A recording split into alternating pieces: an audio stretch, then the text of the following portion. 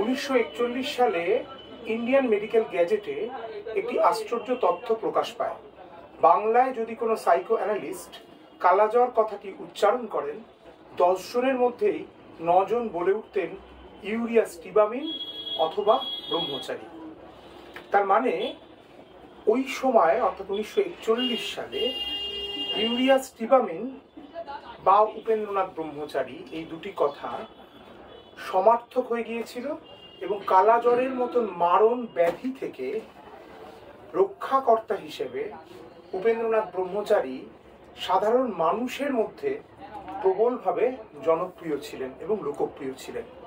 অথচ শতাব্দী অতিক্রম করে গেছে, এই বিজ্ঞানী যাকে এক সময় বিদ্বৎ সমাজ মনে করেছিলেন যে ইনি নোবেল পাওয়ার যোগ্য, নোবেল পুরস্কার বা তার সমতুল্য কোনো পুরস্কার তার জোটেনি, এবং উপেন্দ্রনাথ ব্রহ্মচারীকে নিয়ে তার কাজ নিয়ে চর্চা বিস্মৃতিপ্রবণ বাঙালি এক্ষেত্রেও তার নিজের ঐতিহ্য বজায় রেখেছে, অর্থাৎ ভুলেই প্রায় গিয়েছে।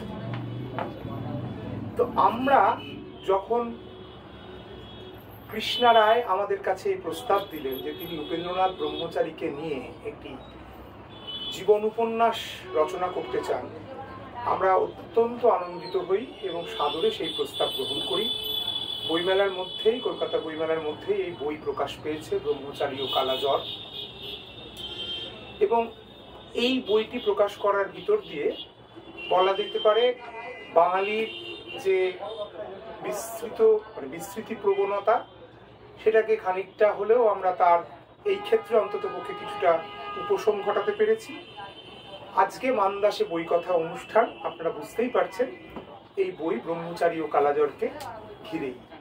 তো আজকে আমাদের মধ্যে বক্তা হিসেবে আমরা যাকে পেয়েছি, তিনি কর্মজগতে সুপ্রতিষ্ঠিত ছিলেন, এখন অবসরপ্রাপ্ত, আমরা সে কথায় যাচ্ছি না, কিন্তু তিনি একজন তন্নিষ্ঠ পাঠক, চয়নিকা চক্রবর্তী।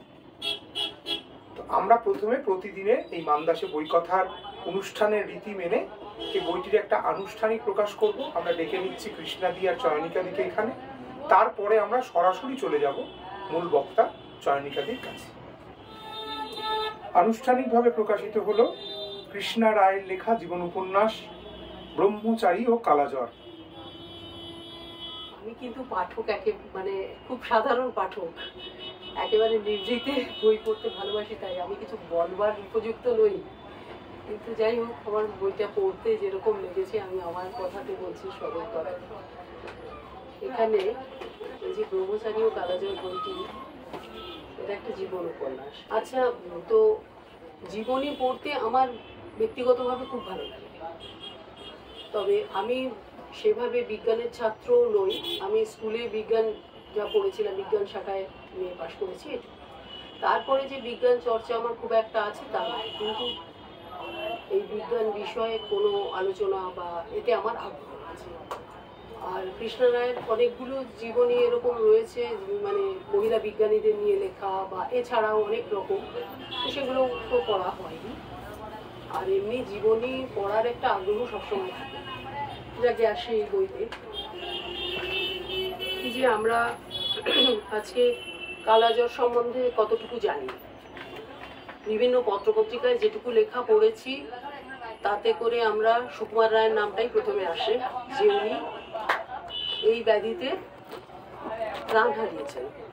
কিন্তু তার মাত্র 10 দিন পরেই ওষুধটি, কিন্তু তার পেছনে যে কত ইতিহাস সেটা আমরা জানি না।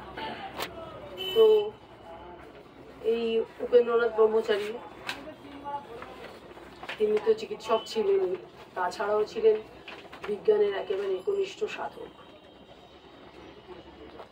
তো এর পেছনে ওনার যে কত দিনের সংগ্রাম, কত পরিশ্রম, কত কিছু আছে এই ওষুধটি বের করার পেছনে, সেটা এই বইতে একেবারে ওনার ছোটবেলা থেকে শেষ দিন পর্যন্ত এত সুন্দর ধারাবাহিকভাবে এটা লেখা হয়েছে।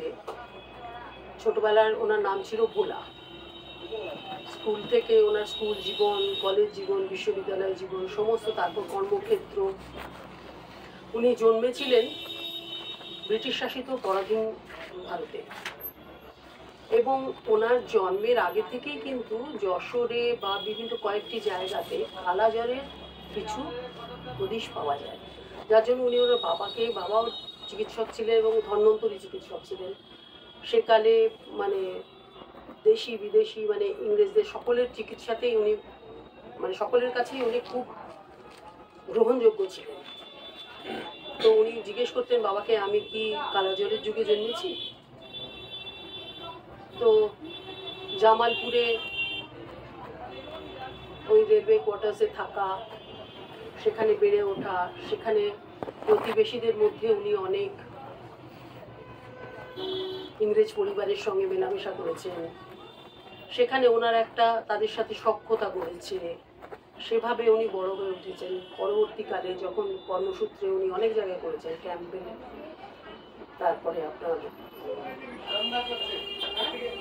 কারমাইকেল যেটা এখন আজিকর, তারপর উনি ঢাকায় মেডিকেল কলেজেও সেখানে শিক্ষকতা করেন, বা এ সমস্ত ওনার কর্মক্ষেত্রে বিভিন্ন ইয়ে রয়েছে। ট্রপিক্যাল মেডিসিন ওনার উনি শুধুমাত্র চিকিৎসা কর্মেই নিযুক্ত ছিলেন না, উনি গবেষণার কাজে নিজেকে নিয়োগ করেছিলেন এবং এটাই উৎসাহ দিতেন ওনার ছাত্রছাত্রীদের, বা যে শুধুমাত্র চিকিৎসা বিজ্ঞানে সীমিত থাকলে হবে না, গবেষণার কাজে নিজেকে নিয়োগ করতে হবে। যাই হোক, তারপর উনি ধীরে ধীরে বিবাহ সূত্রে আবদ্ধ হলেন। সেখানে সাংসারিক জীবনের যত প্রতিবন্ধকতা হোক, যা কিছু হোক, সব কিছুর ঊর্ধ্বে গিয়ে উনি কিন্তু ওনার পড়াশুনো, ওনার গবেষণা এটাই চালিয়ে গেছেন। এবং পরবর্তীকালে ওনার যে পুত্র সন্তানরা হয় তাদেরকে উনি একই কথা বলেছেন যে তারা যেন বিজ্ঞান গবেষণায় মনোযোগী হন।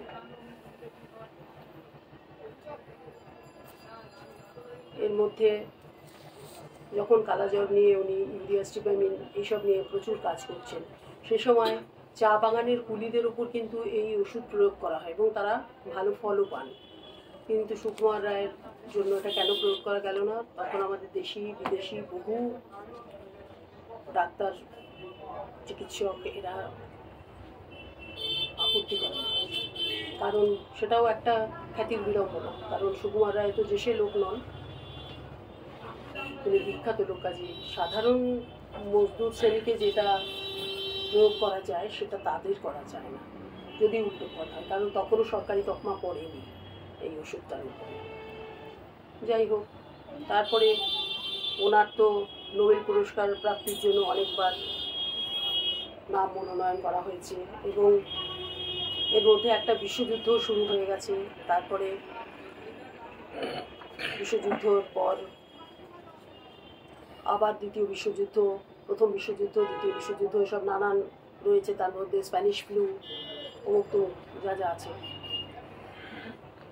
কিন্তু দ্বিতীয় বিশ্বযুদ্ধ হলেই তখন নোবেল পুরস্কার দেওয়া বোধহয় কিছুদিনের জন্য স্থগিত ছিল,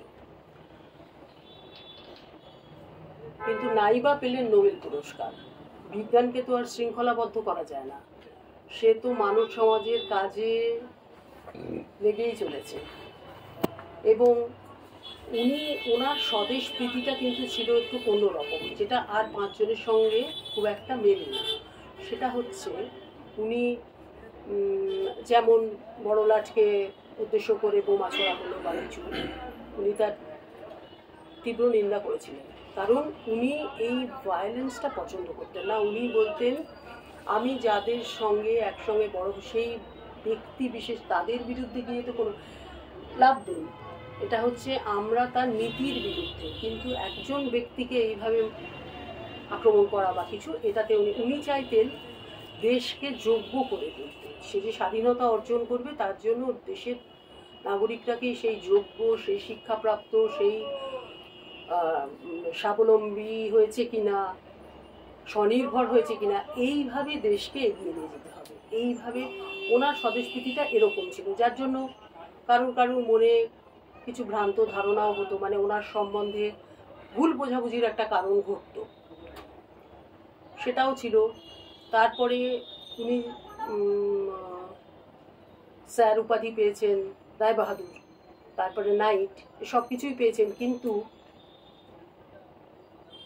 ওনার নোবেল পুরস্কার পাওয়ার ব্যাপারে কিন্তু এই সবগুলো খুব একটা কাজে আসেনি।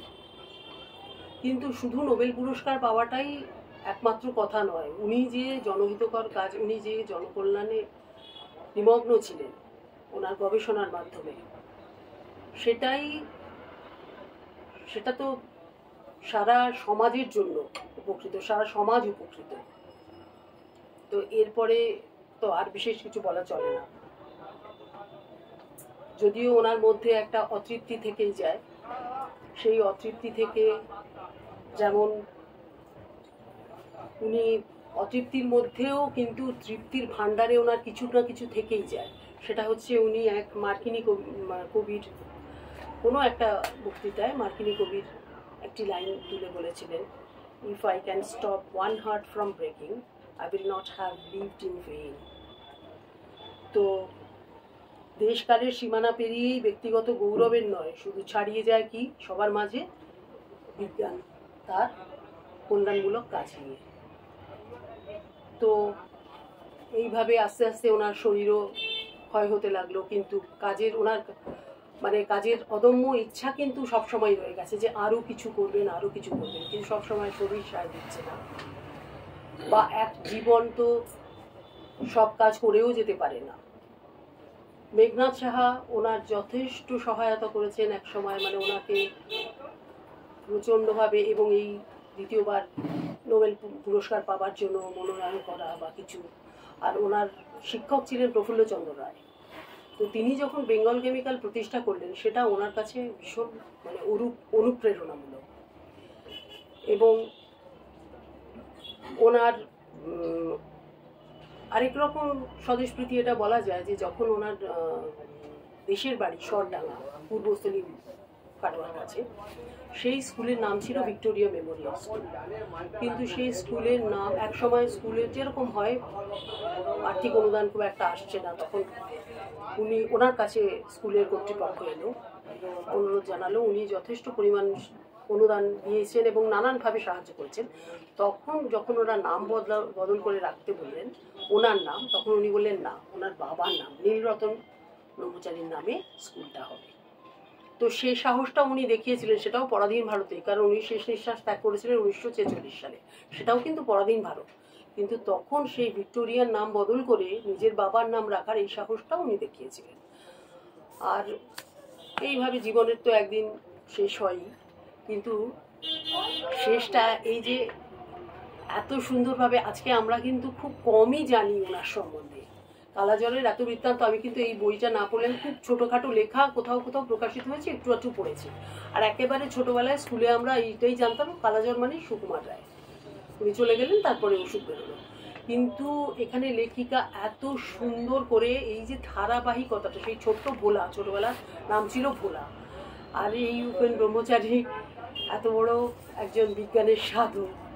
তো এই আমার তো পড়তে খুবই ভালো লেগেছে, মানে আমি বইটা ছাড়তে পারছি না, মানে এরকম আর কি, যে এক টানা ভীষণ, মানে একদম জলের মতো যাকে বলে, আমার মতো সাধারণ পাঠকের কাছে, আমি তো বিজ্ঞানী নই, কিন্তু আমার পক্ষে বোঝার জন্য খুব সহজ হয়েছে।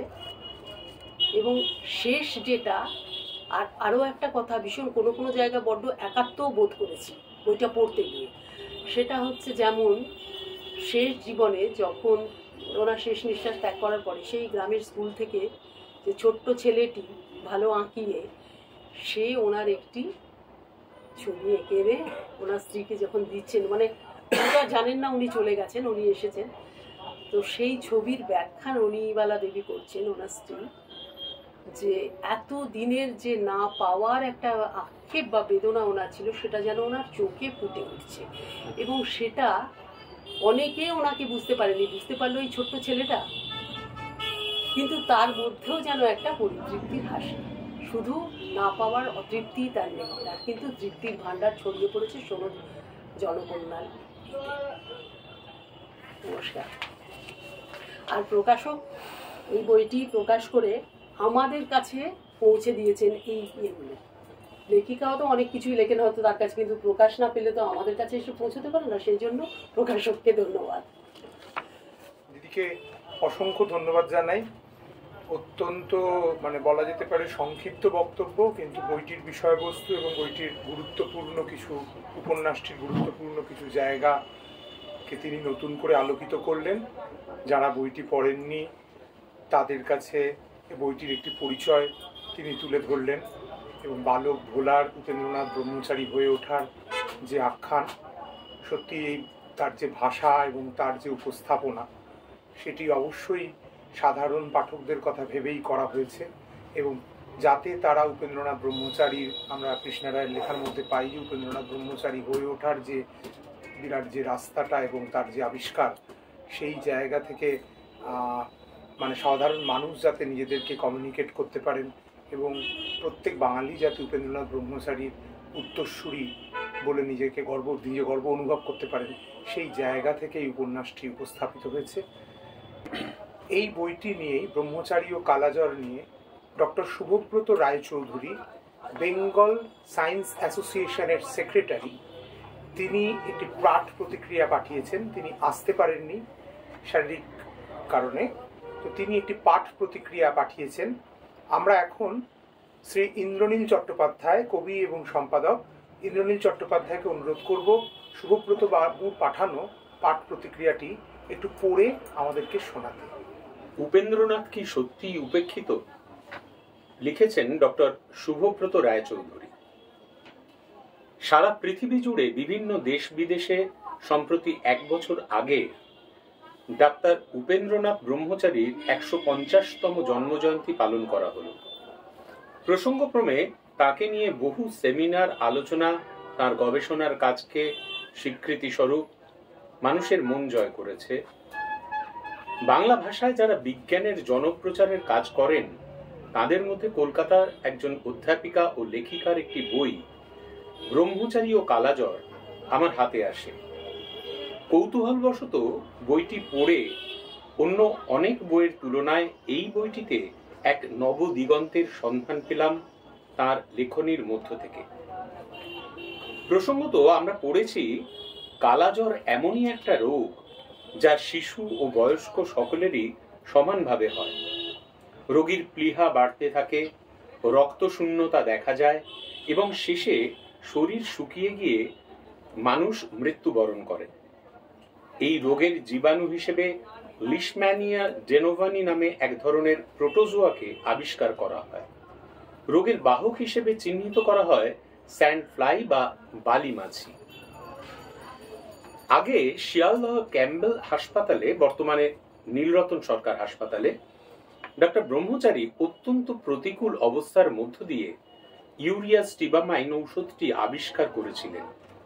সেই সময় ভারতবর্ষ ও পৃথিবীর আরো কিছু দেশে যেখানে মৃত্যুর হার প্রায় 90% ছিল, ডক্টর ব্রহ্মচারীর ঔষধ ক্রিয়ায় মৃত্যু হার 10% নেমেছিল। যুগান্তকারী পদক্ষেপ।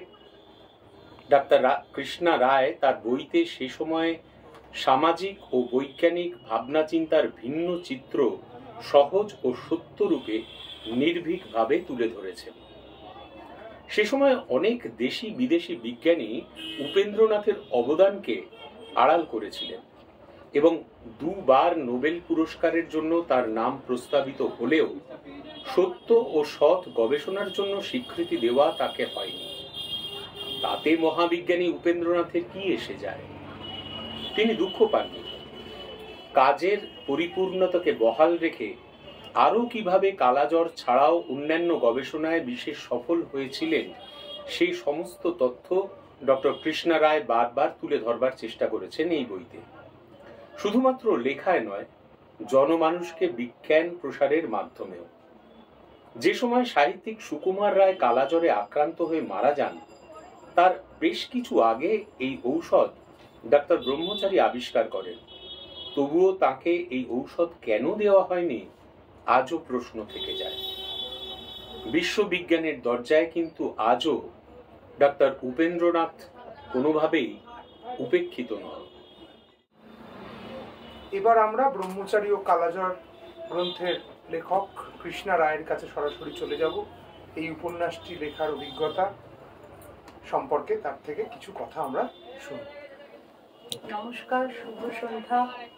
মান্দাসীর কর্ণধার সুকল্প চট্টোপাধ্যায়কে অজস্র ধন্যবাদ এবং অভিনন্দন এরকম একটি সন্ধ্যা আয়োজন করার জন্য। ব্রহ্মচারী ও কালাজ্বর এই বইটি লেখার কথা প্রথমে নিশ্চয়ই আমার মাথায় আসেনি। আমি বেশ কয়েক বছর আগে, অন্তত এক যুগ আগে, যখন আমি হুগলি মহসিন কলেজে শিক্ষকতা করতাম, যে কলেজে স্বয়ং উপেন্দ্রনাথ ব্রহ্মচারী ছাত্র ছিলেন, সেখানে আমার বারে বারেই মনে হতো এই জায়গায় একটি বিখ্যাত মানুষ তার জীবনে কিছু অংশ কাটিয়ে গেছেন। উপেন্দ্রনাথ ব্রহ্মচারী কালাজ্বরের আবিষ্কার করেছেন, আর তিনি ডাক্তার হলেও রসায়ন শাস্ত্র নিয়ে গবেষণা করেছেন, কিন্তু পিএইচডি করেছেন ফিজিওলজি নিয়ে, যে বিষয়টি আমার অধ্যাপনা এবং অধ্যয়নের বিষয় ছিল। এই টানেই তার উপর একটি কিশোর পাঠ্য বই লিখি। বহু বছর বাদে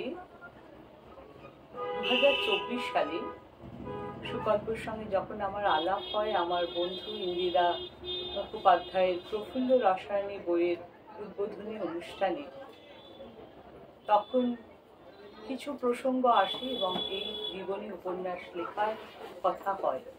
এটা তো সত্যি, জীবনী লেখার মধ্যে একটা কাঠামো আছে, সেখানে লেখকের কিছু করার থাকে না। তথ্যের সাহায্যে মানুষের কাছে সেটি সাধু গদ্যতে পরিবেশন করা, কিন্তু উপন্যাসে লেখকের কিছুটা স্বাধীনতা থাকে তথ্যকে আশ্রয় করে চরিত্রগুলির বহু কৌণিক বিচ্ছুরণ ঘটানো। আমি এই বইটাতে চেষ্টা করেছি সেই কাজটি করতে, এবং আমি কৃতজ্ঞ চিত্তে স্মরণ করছি এই উপন্যাসে একটি মানুষ আমায় ভীষণভাবে উৎসাহ দিয়েছেন এবং পথ নির্দেশ করেছেন। তিনি সুসাহিত্যিক অধ্যাপক শ্রী অনির্বাণ বসু। আমি তার ঋণ মনে করি অপরিশোধ্য। আসলে উপেন্দ্রনাথকে নিয়ে মানুষের মনে, শিক্ষিত মানুষের মনে বা সাধারণ মানুষের মনে বহু জিজ্ঞাসা আছে। মানুষটি নোবেল প্রাইজ পায়নি, কি আছে, নোবেল প্রাইজ না পেতেই পারে। নাম প্রস্তাবনা হওয়া মানে তিনি নোবেল প্রাইজ পাবেন এমন তো কোনো কথা না। সেরকম আমাদের দেশের মেঘনাথ সাহা, সত্যেন ঘোষের নাম বহুবার প্রস্তাবিত হয়েছে, কিন্তু তিনি বহু লোকের প্রাণ বাঁচিয়েছেন। সেই নিরিখে তার একটা পুরস্কারের প্রাপ্যতা থাকে। ঠিক যে কারণে আলেকজান্ডার ফ্লেমিং পেনিসিলিন আবিষ্কারের জন্য প্রাইজ পেয়েছিলেন, নোবেল প্রাইজ, সেই প্রাপ্তি কিন্তু উপেন্দ্রনাথের জন্য হয়তো বা ন্যায্য ছিল, হয়নি সে কথা আলাদা। কিন্তু তার থেকেও বেশি উপেন্দ্রনাথ সম্পর্কে বাঙালি জনমানুষে একটা ধারণা আছে, তিনি স্বদেশীদের পছন্দ করতেন না, তিনি তার নিজের জীবনের উন্নতি করার জন্য ব্রিটিশদের বারবার দোষণ করে গেছেন। এসবগুলো যখন তার চরিত্রের দিকটি আমি অন্যান্য মানুষের সঙ্গে তার ইন্টারাকশনে দেখছি, তখন মনে হচ্ছে মানুষটিকে কিন্তু সবাই বুঝতে পারে না। আমরা অনেকেই আছি বা বহিরঙ্গ দেখে একটা মানুষকে যাচাই করি।